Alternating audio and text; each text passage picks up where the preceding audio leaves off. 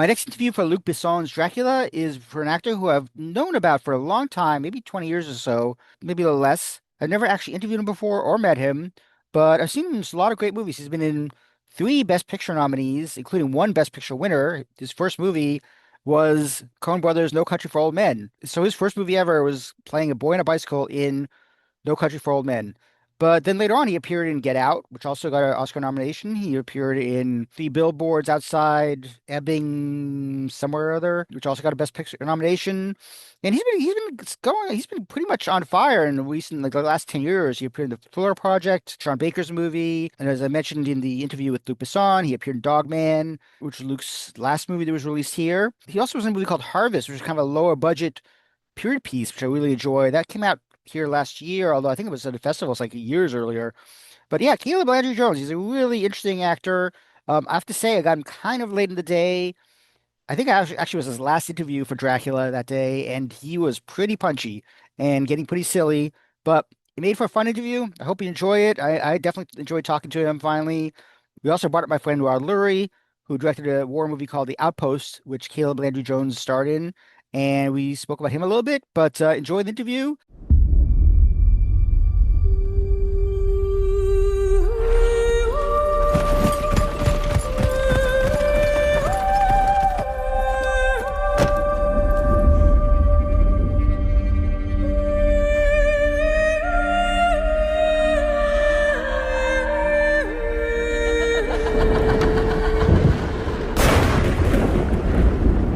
Tell me your story. My story.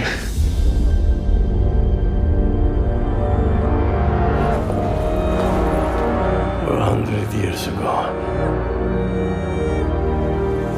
I asked a priest that God spare my wife.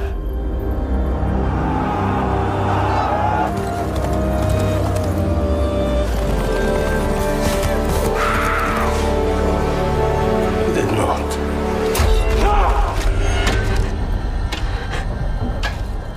Hey, who's that beautiful guy you got behind you? Great to see you, man. It's I think I'm your last interview for the day, so Yes, and I'm so excited to know yeah. that the Swiss cheese will rebuild itself. Yeah, I think he said it was 45 minutes. No, I'm just kidding.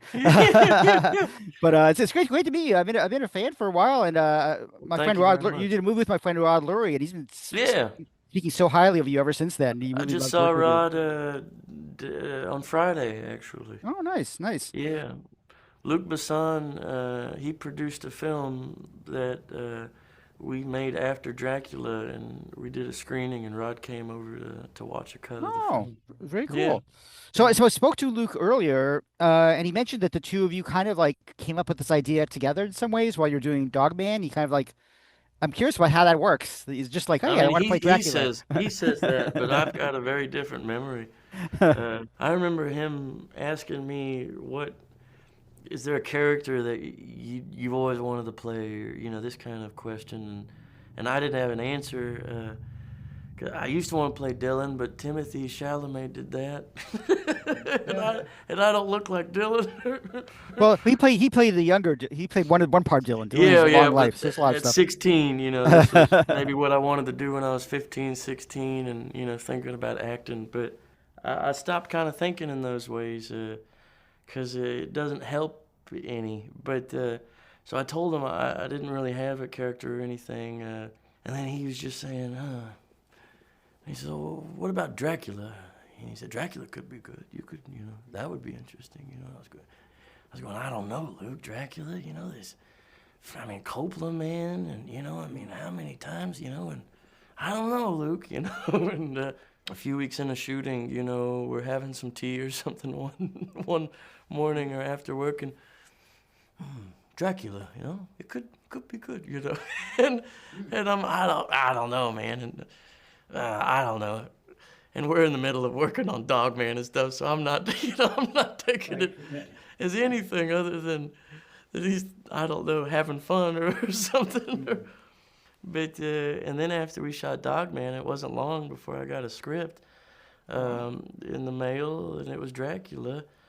And I realized when he says something like that, you never know how far what's happening in his mind. And I was scared to open it because I was terrified of the pressure and what is it gonna be, and what is he asking me to do? Because Dogman wasn't easy, and I didn't know how we were gonna do that when we started, and we did, but I didn't know how we'd done it. And but then when I read it, my wife and I read it together, and for her it was the ending she'd always wanted from this kind of tale. And I couldn't help but imagine all of the other people that would also see it in that way and also really be gratified to maybe get this kind of this love story, that maybe so many other folks have also wanted, like my wife. But it's really Luke, and Dogman was unlike anything I'd ever experienced, working with 120 something dogs, and and it's something that you can't even imagine, and even if you try, you're not going to get close to what it's like. And this is what it's like to work with Luke. There's a lot of things that you read that you're not sure how it's going to work out, but you can trust in him and his capabilities as a filmmaker, as an editor, as a producer, as a writer, that he will take you through those places, and you will find it together in that way. But very one in a million kind of experiences. Yeah. Seems like it's very involved. It seems like there's like, you have there's dancing. There's like, there's a lot of time with you in the castle with the makeup, which is already a Mm-hmm. thing in itself. There's the dancing. There's the scene with the chapel, which is amazing. How do you actually go about like, does he shoot in a certain order so it makes sense? Or is it kind of like whenever the set's ready, that's where we're shooting? No. He gives his actors everything they could ever need. And by that, I also mean in the way he tries to shoot the film. For Douglas, there were key moments in that film that he made sure were in the beginning of the shoot, so that I had it by the time I'm doing the Edith Piaf scene or something. And then he'd shoot that in a certain way to where that first take or second take was going to be able to be used in a kind of way, because that's probably going to be the best take with the most nerves and the most, so he's very much working with you in this way, trying to find how he's going to be able to get the best performance from you. And he's willing to go to great lengths to make that possible. So you really have no excuse for not turning up and giving him what he needs. So this film was very much in order, which is crazy, I think, for a budget like this, for sets like this. It really is insane. But he does that, I think, more for the actors than himself, so that you have that to recall when you're doing this, and you've already lived through that in a sort of way. And I've already come to her casket, and I've already had this moment, and now I'm throwing myself out of a window, and 2 weeks later, I'm talking to Jonathan Harker about it all, and I've got real memories for what I'm telling him, and this is very unusual for movie making, because it's so difficult to do just because of time and money. But it tells you kind of the kind of care that he does take of his actors in that way of always monitoring you, always on you, always aware of emotionally where you're dipping into, or if he's losing you, or if you're ready. I mean, he can tell. Sometimes he'd look at me and he'd know we're ready to shoot, and he would just shoot because he could see that I was already there.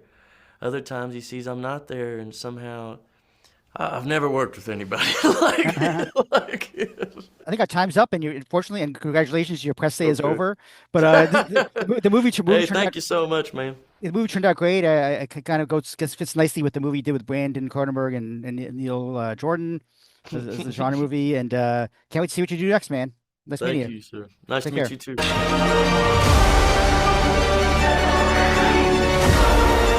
She is my salvation.